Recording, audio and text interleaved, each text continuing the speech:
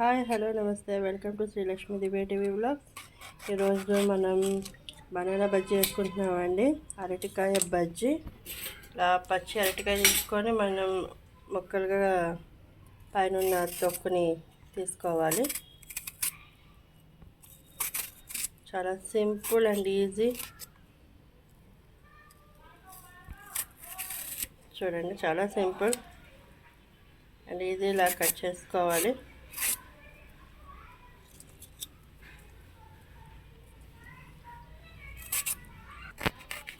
So మనం ఇలా సన్నగా చిప్స్ లాగా కట్ చేసుకోవాలి. చాలా సింపుల్, ఈజీ.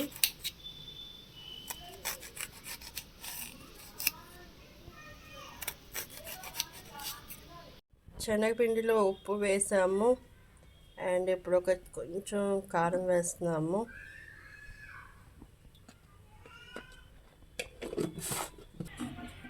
ఇప్పుడు ఇలాగ కలుపుకొని ఫస్ట్ ఉప్పు కారం కొంచెం కలుపుకొని తర్వాత మనం వాటర్ వేసుకొని కలుపుకోవాలి.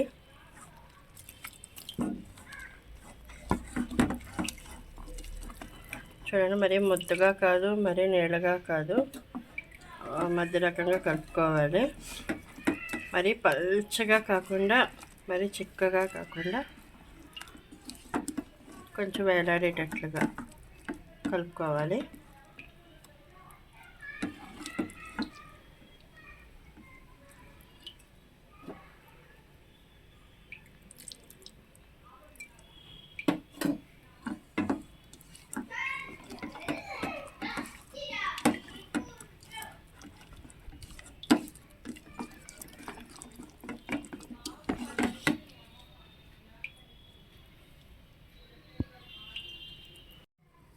ఇలా కట్ చేసుకొని ఉన్న ముక్కల్ని మనం ఈ పిండిలో వేసుకోవాలి.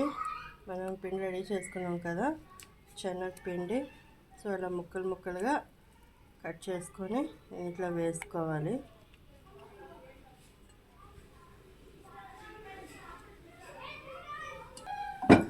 సో మనం పక్కన స్టవ్ పెట్టుకొని ప్యాన్ పెట్టుకున్నాం. ఇందులో ఆయిల్ అయితే వేసుకుంటున్నాం.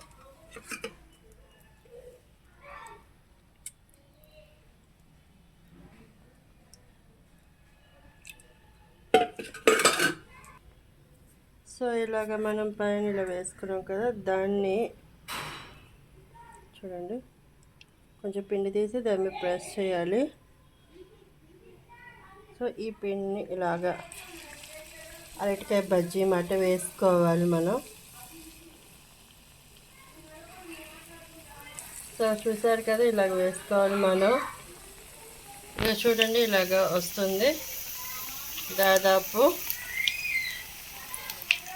సో చూసారు కదా, ఇప్పుడు ఇలా ఉన్న వాటిని మనం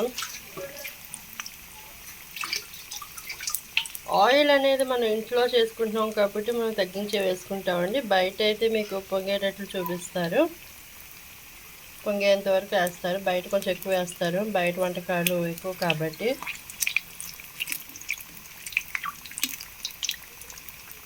సో ఇలాగ అతుక్కుపోతూ ఉంటాయి, చూసుకోవాలి.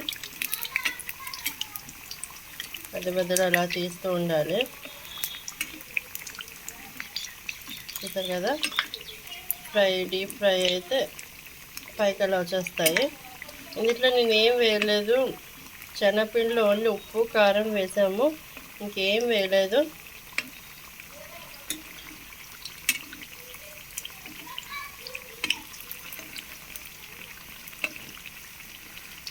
చూసారు కదా,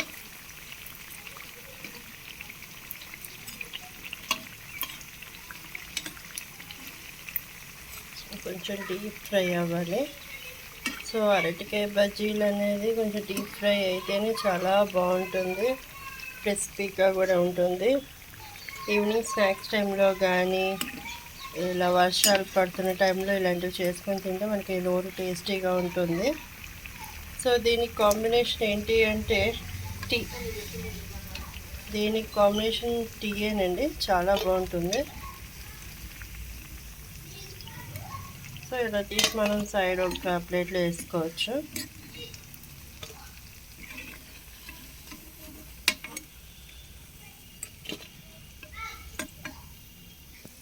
ఈ వీడియో కనుక మీకు నచ్చితే ప్లీజ్ సబ్స్క్రైబ్ చేయండి, లైక్ చేయండి, షేర్ చేయండి, కామెంట్ చేయండి. Thank you so much.